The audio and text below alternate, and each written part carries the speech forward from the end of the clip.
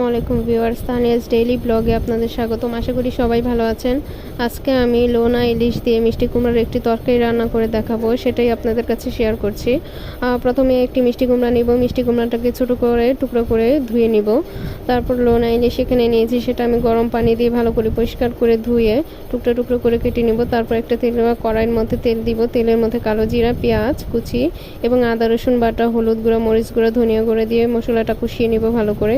তারপর এর মধ্যে আমি কি করব, কেটে রাখা এবং ধুয়ে রাখা সেই শুটকিগুলোকে আমি দিয়ে দিব। দিয়ে ভালো করে কষিয়ে নিব। কষানোর এক পর্যায়ে সেই ধুয়ে রাখা মিষ্টি কুমড়াগুলো আমি এখানে দিয়ে দিব। তো এখানে পরিমাণ মতো লবণও ইউজ করতে হবে। দিয়ে দেওয়ার পরে আমি কি করব, 5 মিনিট মিষ্টি কুমড়াগুলোকে কষিয়ে নিব। কষানোর পরে আমি সেটা পানি দিয়ে ঝোল দিয়ে দিব।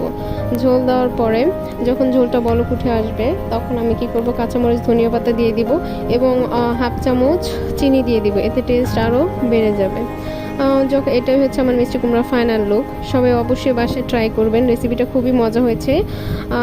সবাই ভালো থাকবেন, সুস্থ থাকবেন। আসসালামু আলাইকুম।